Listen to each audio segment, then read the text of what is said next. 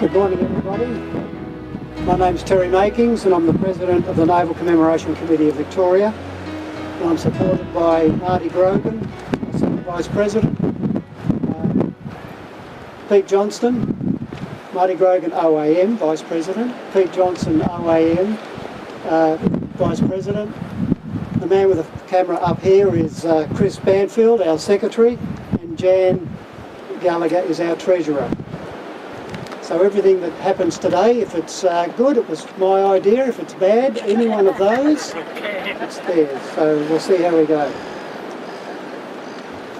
Now we're very pleased to conduct this commemorative service today, and it's in remembrance of the supreme sacrifice made by those that served in HMAS Goorangai when that tragic incident occurred 81 years ago yesterday, on the 20th of November 1940.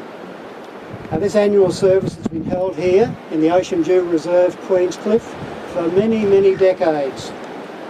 Originally organised by Vin Murphy, followed by Ted Hollingsworth, both stalwarts of the Minesweeper Association, and then along with Les Kennedy, the immediate past President of the Naval Commemoration Committee.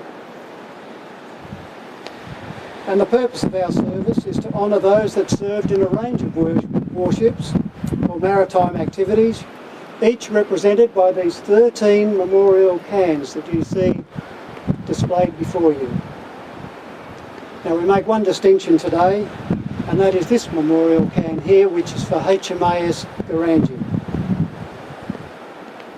Now because of COVID, we had, this is an abridged service today. As you know, we normally march from the RSL and get concerned about the sun and every other thing, and today it was going to be an abridged one, and then all of a sudden the restrictions were lifted, and we were very fortunate that we now have quite a few of you here today, veterans that have participated for many, many years, so we're very pleased to have you with us.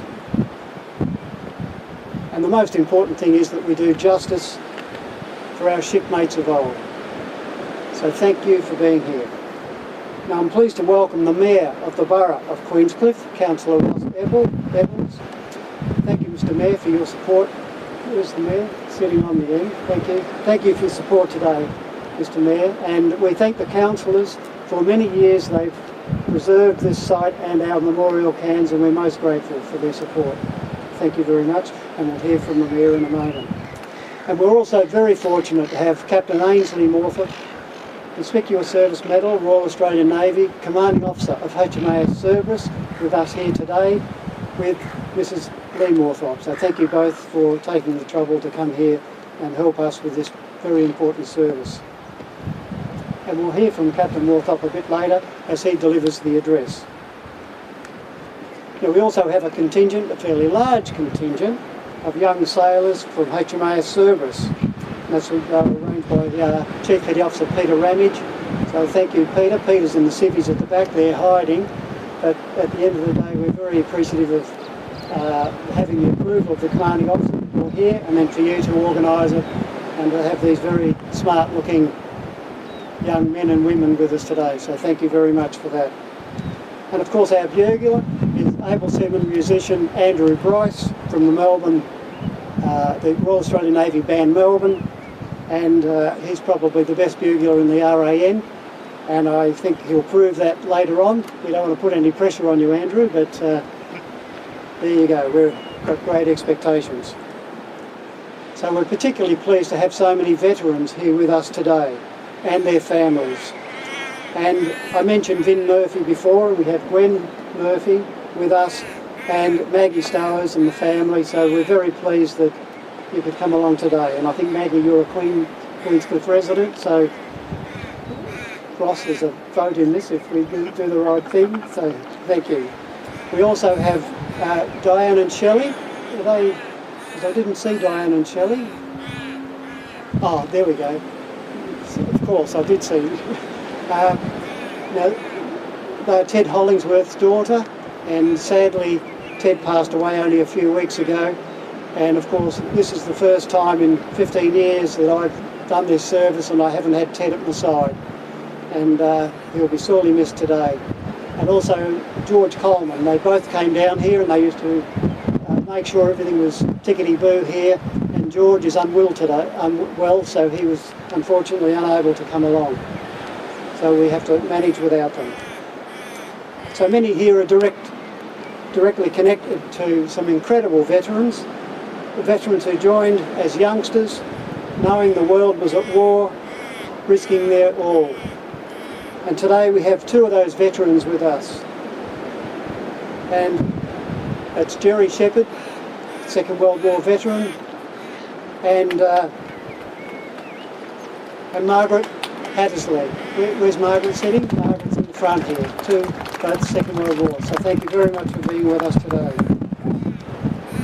Now we have many champions of the veteran community here. Wendy Sedgwick, President of the Women's in the Navy, or the Rands for the old and bolds.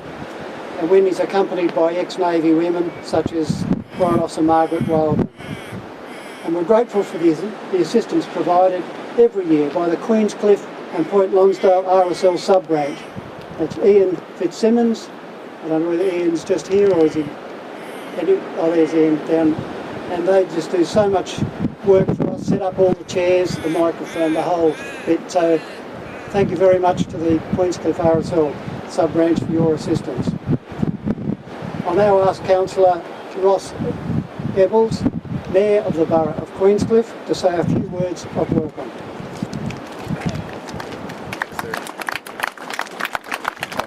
Thank you very much, Terry. And first, I'd just like to say what an honour and a privilege it is to be representing the Borough of Queenscliff today at this commemorative service. It's something, as you know, it's been part of our history for a long time. And when you look around the borough, you see all about the military and how it is important to our culture here in the Borough of Queenscliff. And thank you very much for the opportunity.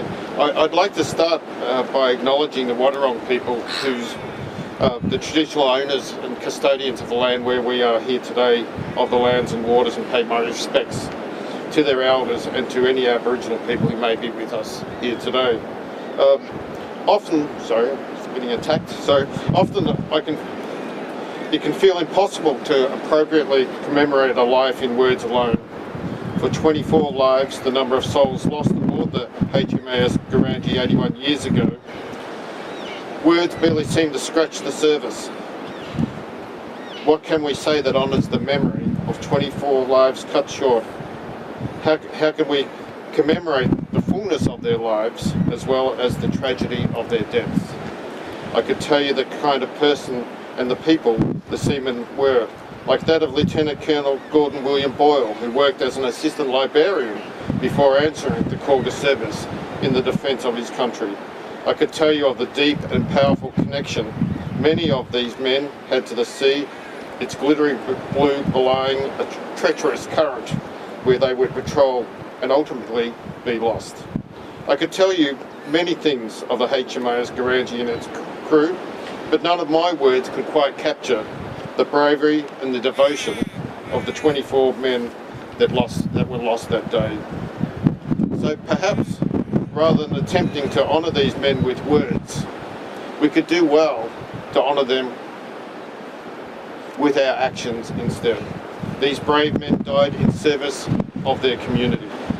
They answered a dangerous call to keep their families, friends and fellow Australians safe in a time of war. Though we are grateful the war in which they served has long since ended, the legacy of service demonstrated by these men and never end. In losing their lives, these men have passed the duty of service on to us, those who remain. We can remember their commitment and sacrifice by carrying the torch forward in their honour. Much as those men enlisted to serve a greater good, I'd like to challenge us all to think about how we can honour their memory through our own community service here today. Who can we help? What kindness can we show? What generosity can we give? How can we serve others as they serve us? Let these men, brave, committed and devoted to their community like we are all here today, live on through our actions today and every day as we follow their example of service in many ways throughout the Borough of Queenscliff here today. Today, let us mourn the Kurangi, remember the men who were lost, and honour their legacy by serving others, as these men did for us. Thank you for joining us today for this commemoration, lest we forget. Thank you very much.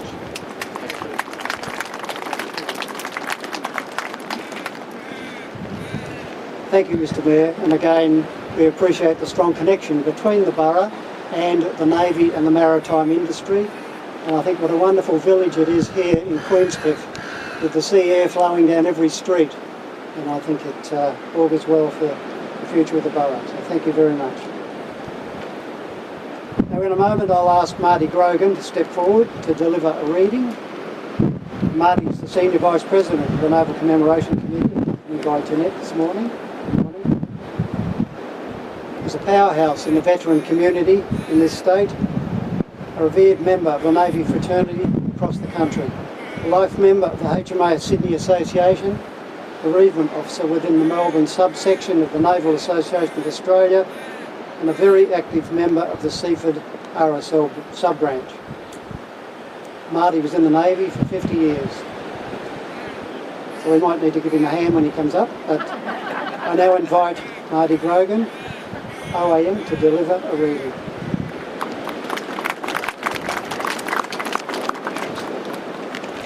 Terry will pay for that remark. We are thankful for the community support towards those serving in the Royal Australian Navy at home and overseas. Give them courage and comfort in danger, patience in waiting, and discipline in the just use of force.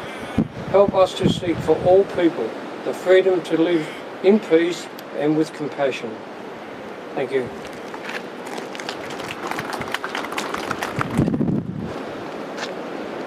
Thank you, Marty.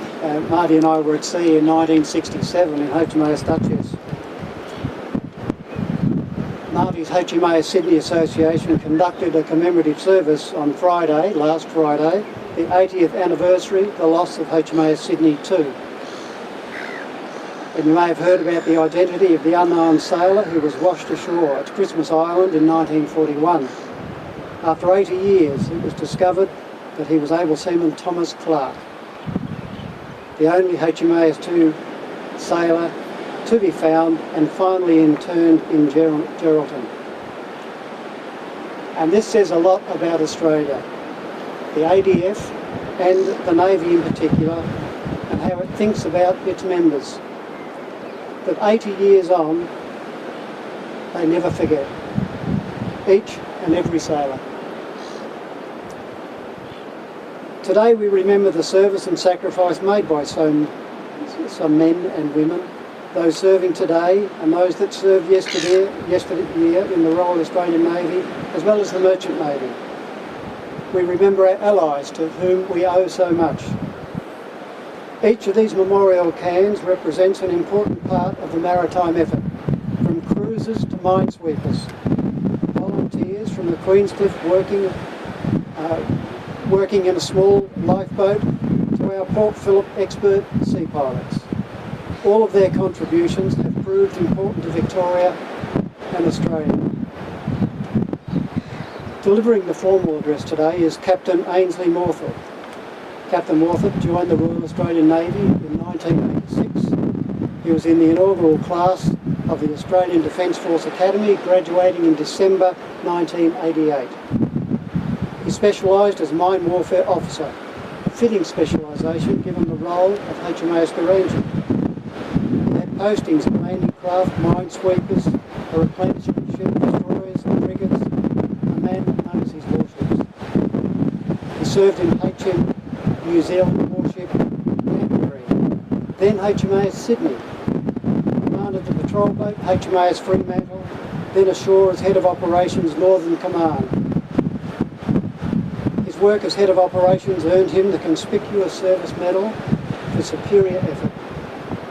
He then became the commanding officer of HMAS Coonawarra, Darwin, and during that command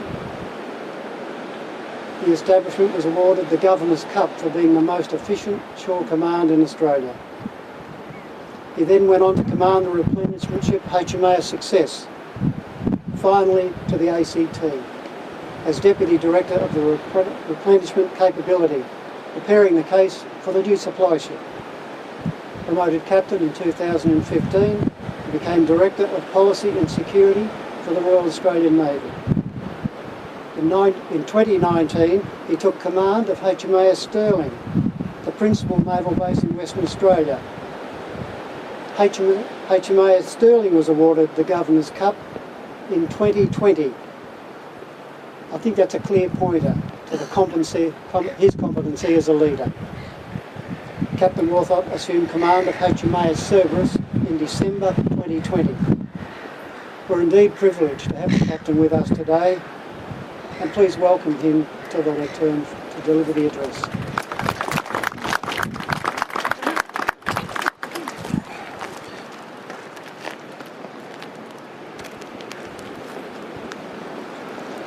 Thank you, Terry.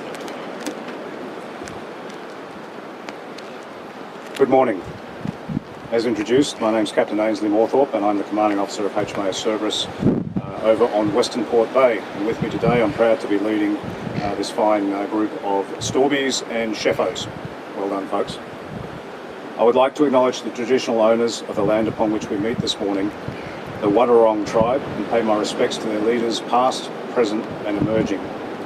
As I've come from the Bunurong side of the bay, I will pay my respects to the proud Aboriginal countries that make up the Kulin Nation. I would also like to acknowledge Councillor Ross Ebbels, Mayor of the Borough of Queenscliff, Mr Russell Pettis, the National Secretary of the Naval Association of Australia, Mr Terry Makings, the President of the Naval Commemoration Committee of Victoria, and the rest of your hard-working team, and for the team that set everything up here this morning. Commander Dennis Gale, the President of the HMAS Castlemaine Maritime Trust of Australia, various presidents of ship and branch associations, and the many descendants of minesweeper and corvette veterans. Allow me also to offer an especially warm welcome to some veterans of World War II, Mr Jerry Shepherd, where are you? Sorry I didn't meet you. Hello, Jerry. And Margaret Hattersley. I was told to refer to you as Margaret, so welcome, Margaret. It's great to see you here today. I'm conscious that I'm standing in front of a crowd that really knows the story of the Gurangai, and as I was corrected this morning, I was not to call it the Goorangai. It's spelt like Gundagai, but anyway.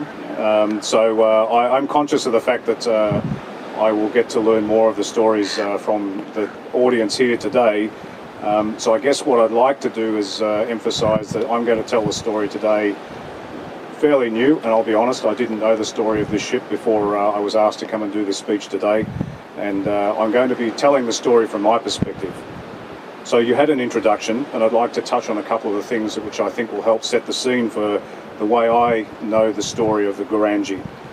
I'd like to talk about the fact that during my sea time experience I've served in all manner of ships, even down to the smallest mine hunter inshore with a crew of 13.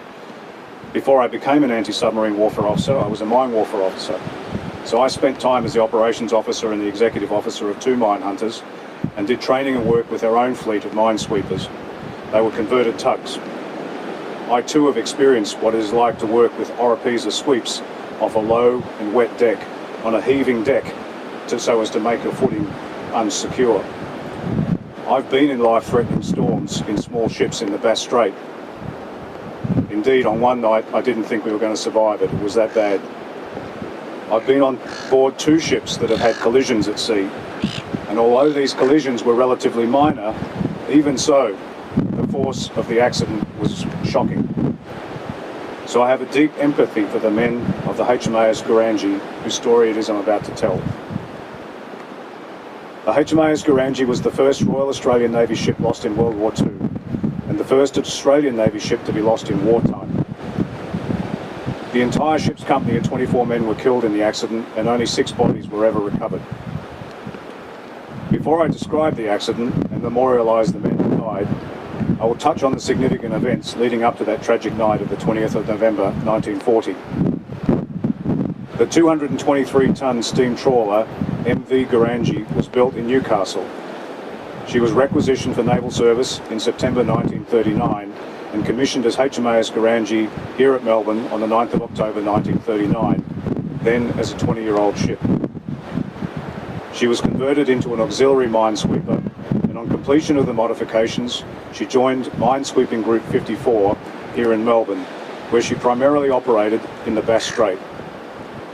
She was crewed by Royal Australian Naval Reserve personnel, and in the case of the Goorangai, this included many of the ship's former crew who were the fishermen on that trawler before the war. By late 1940, with Japan yet to enter the war, there was even so some hostile events occurring in Australian waters. At this early stage, the predominant method of attack was from German Navy armed merchantmen, who in addition to hidden deck guns, used sea mines as their primary offensive weapon. I'm aware that many of you will know what it is I'm about to describe, but for those of you who aren't, these mines will be familiar to you from anybody who's watched a World War II film. And in fact, there's one just down there. So it's a floating ball which has horns sticking out of it, which was anchored to the seabed with a chain that held the ball just below the sea surface. Those horns activated the mine when a ship hit them and bent them, which ignited the mine's fuse. This weapon was designed to not only sink ships, but to also cause disruption and fear for ships plying Australian waters, and to disrupt or block trade and movement of troop ships and warships. The defence of the Australia Station was the Royal Australian Navy's main concern throughout the war, while larger warships mostly served outside the Australian Station. Smaller escort vessels and minesweepers were kept on the Australian Station. In this early stage of the war, the use of converted trawlers was vital to relieving the limited number of warships to other, more offensive duties. But it is fair to say that it was the small ships such as the Goorangai that ensured the overall impact on Australian trade and shipping was minimised to a tolerable level. The German surface raider Penguin was the second raider to enter Australian waters. Having captured the Norwegian tanker Storstad in October 1940, and after converting it into a mine layer, they together proceeded east from Western Australia to lay sea mines as far north as Newcastle.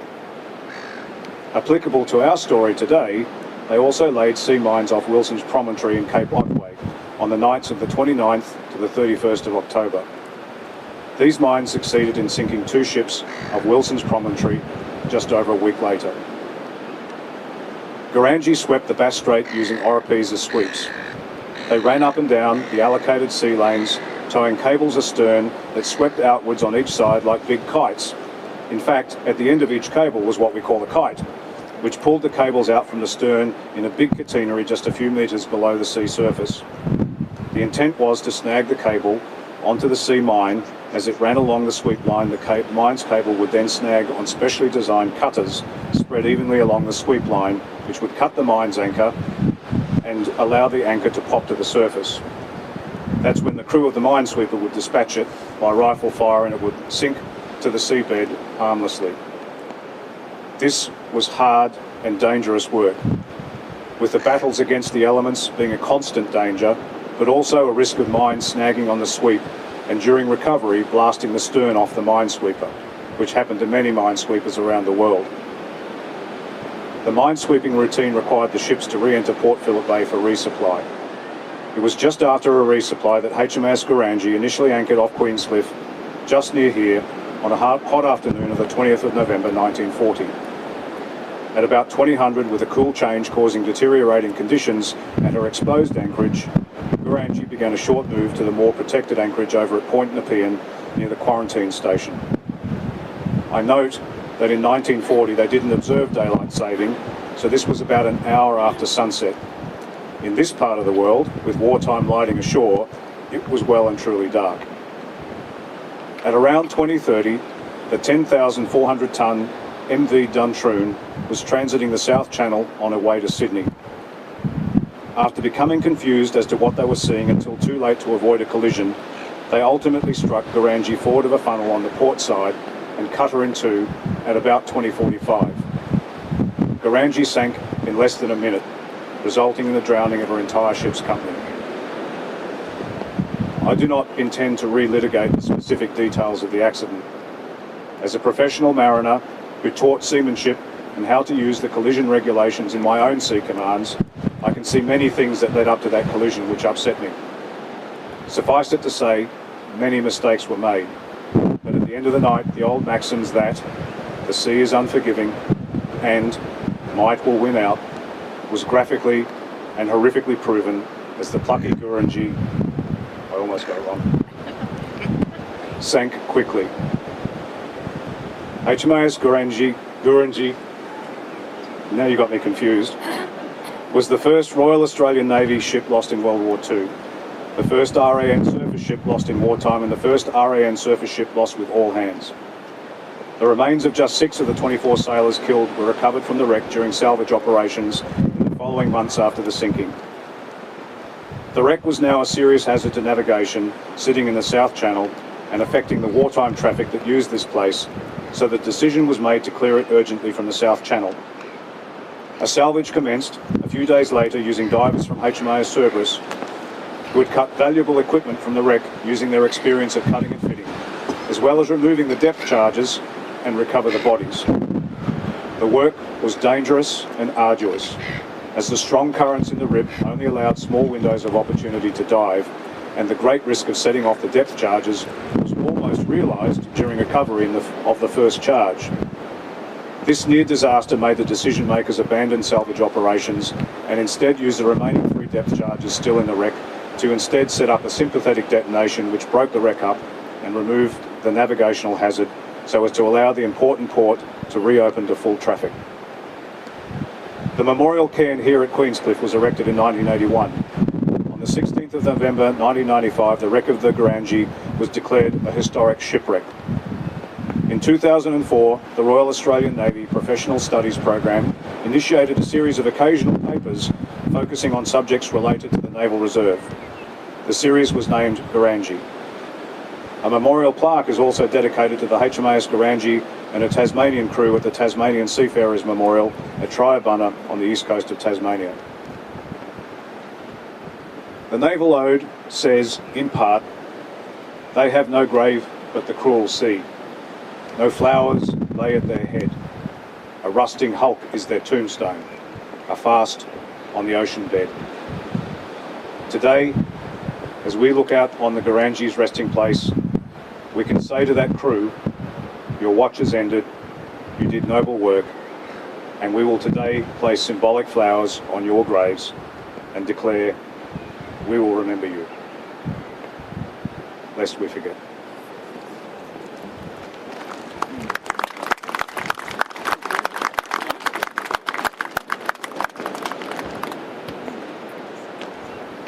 Thank you, Captain Morthorpe. I think that showed us an insight into your experience in the Royal Australian Navy and how the Navy operates today. And I think it also points out that it's not always a joyride. It was amazing, so thank you very much. Lieutenant Commander Gallagher, RAN retired. Jan is the Treasurer of the Naval Commemoration Committee, as I mentioned before. Jan has been the National Treasurer of the Naval Association of Australia, is a member of the Frankston subsection of the Naval Association, board member of the Melbourne Naval Committee, and a valued member of the Seaford RSL sub-branch. Lifetime member and I think past president of the Women in the Navy Association, or RANS Association. And Jan received the Federation Star for contributing 40 years to the Royal Australian Navy. Jan's accompanied by Andrew, and Jan will now deliver the noble prayer.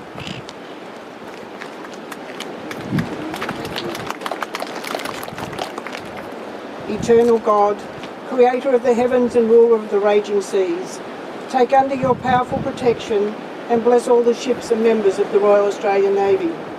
Preserve us from the dangers of the sea and strengthen us so that we may faithfully serve our Sovereign Queen Elizabeth and the people of the Commonwealth of Australia. With the help of others who love freedom, may we be able to ensure security for all those who lawfully travel the seven seas, and by our effort maintain for all people the possibility of serving you in peace and justice all through their lives. Through Jesus Christ our Lord. Amen. So the first wreath layers, there will be 2 of them. That is Graham Palmer and Arthur Roach, with a young member of the contingent.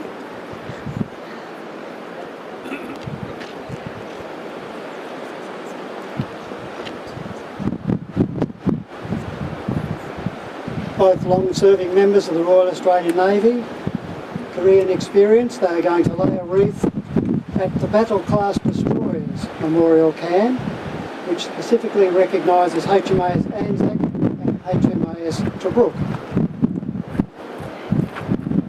Russell Petters, the National Secretary of the Naval Association, Secretary of the Footscray subsection,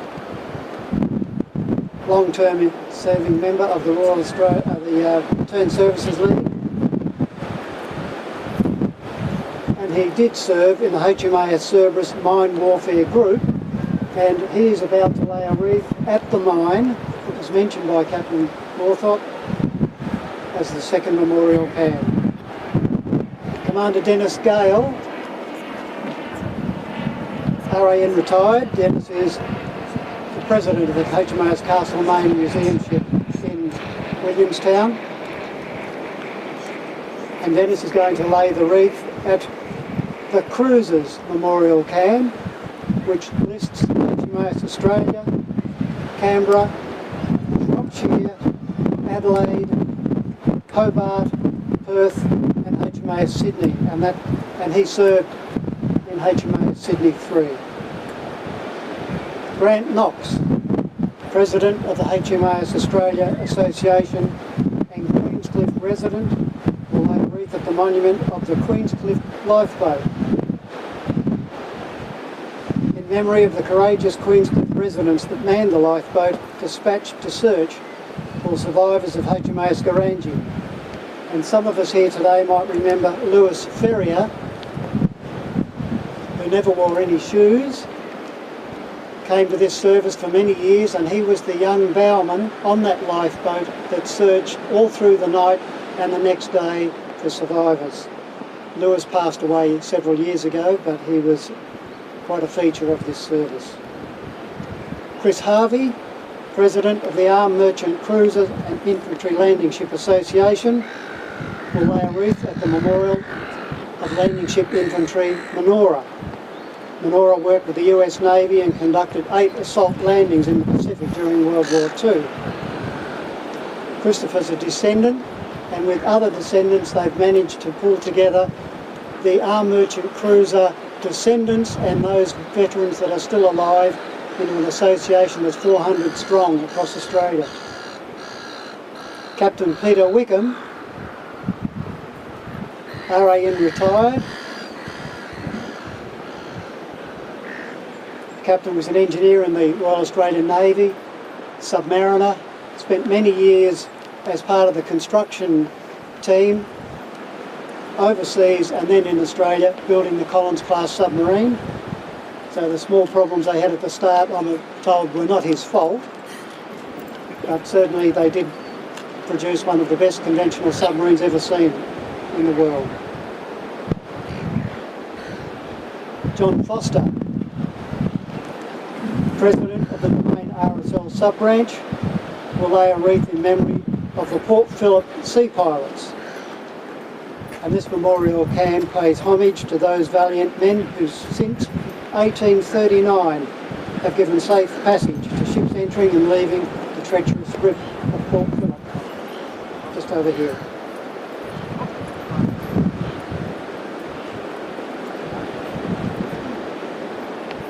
Is Paul Jensen here? I think this will be Marty Grogan. And we've probably heard who Marty is. A whirlwind of a veteran. And Marty will place a wreath on the monument for the merchant servicemen and women. And sometimes we forget just how many. I think there were 19 merchant ships sunk up the east coast, along the east coast. And of course, what brought Goorangai down here was the sinking of an American merchant ship in Bass Strait, where the first American was lost during the First World War. And obviously we owe a lot to the Merchant Navy. Margaret Hattersley, Second World War veteran, regular supporter of this and other Navy events, will lay a wreath at the cenotaph listing all of the warship casualties that occurred during World War II.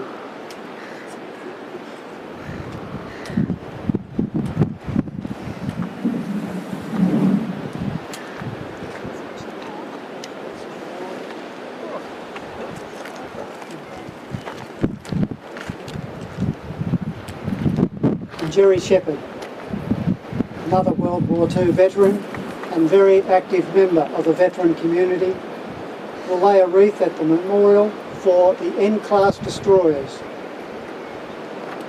Her Majesty's Australian ships Napier, Nizam, Nestor, Norman, Nepal. Thanks.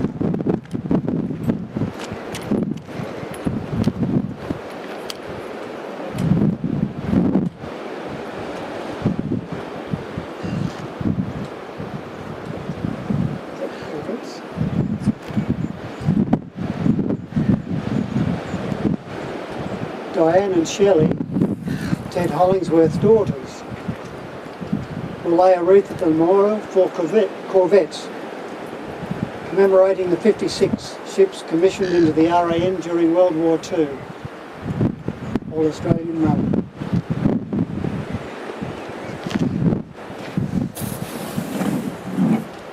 And Max Tozer. Max is part of the Arm Merchant Cruiser Association, and he will lay a wreath at the HMAS Canimbla Memorial Cairn, which served in the Pacific during World War II. And he's doing this in place of Hiram Ristrom, our Second World War veteran, who I know couldn't make it this morning, unfortunately, because his daughter broke her leg this morning, so he had to stay home and be her carer.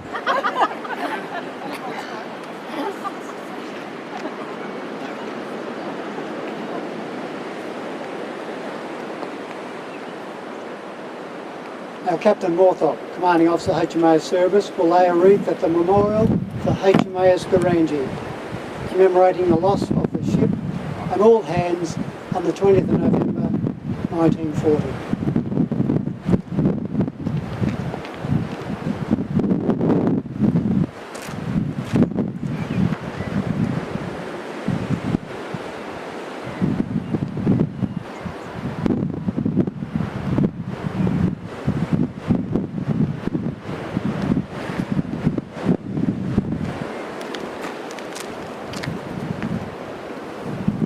I now invite the Mayor of the Borough of Queenscliff, Councillor Ross Pebbles, to lay a wreath in memory of HMAS Goorangai on behalf of the citizens of Queenscliff and Point Lonsdale.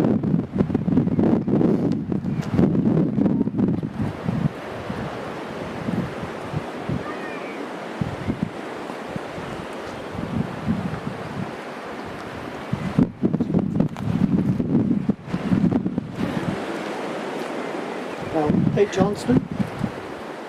You'll notice Peter's Order of Australia medal isn't on the ribbon yet, and that's because it's brand new. The Governor pinned that on his chest last Wednesday, so congratulations, Pete. And for those able, if you could please stand. First is the ode to sailors. They have no grave but the cruel sea. No flowers lay at their head. A rusting hulk is their tombstone, a fast on the ocean bed. The ode to the fallen. They shall grow not old, as we that are left grow old. Age shall not weary them, nor the years condemn. At the going down of the sun, and in the morning, we will remember them.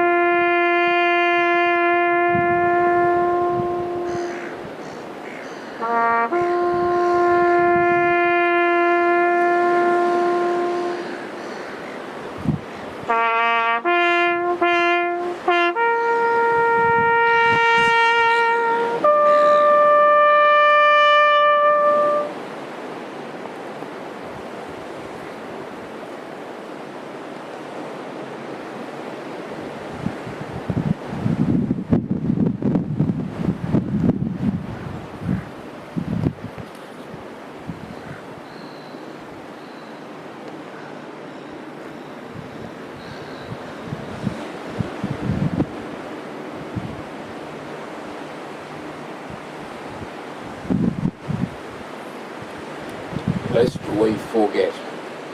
Lest we forget.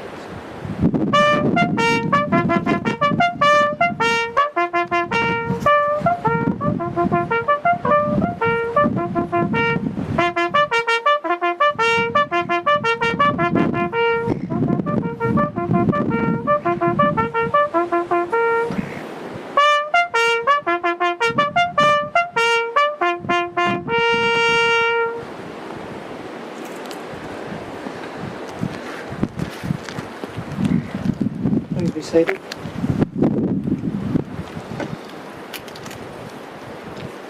Forgive us for not singing the national anthem. Unless somebody wishes to come up and take charge, that would be good. But because we haven't got the band here today, we're not doing that, so sorry about that. Now, we ask that those who serve in the world's navies, as they pass on, over and under the seas and oceans, that they will remember their mission is to preserve the peace of the world and to assist those who are in danger or who suffer hardship and misfortune. Through their service at sea, may they provide all the nations of the world with security and freedom in the century that lies before us. And now I wish to thank Councillor Eccles, Mayor of the Borough of Queenscliff. Thanks very much, Councillor. It's appreciated. And if you could pass on our compliments to your colleagues for looking after the memorial pans, that would be terrific. We thank the RAN band, and I think you'll agree that Andrew's skill and the last post in the valley, I doubt whether you've heard a better rendition than what we heard this morning. Fantastic. And for the young men and women from HMAS Cerberus, thank you. And I'm not sure we ever look that smart when we were in uniform, but you certainly look immaculate, and it's a credit to you and the Navy.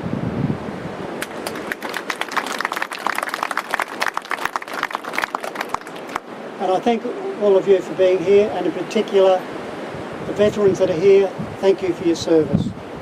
And that concludes today's service. And there's only one thing to remember: the youngest person that died when Goorangai sunk was 17. The eldest was 49. And may we be worthy of their sacrifice. Thank you very much for attending the service today.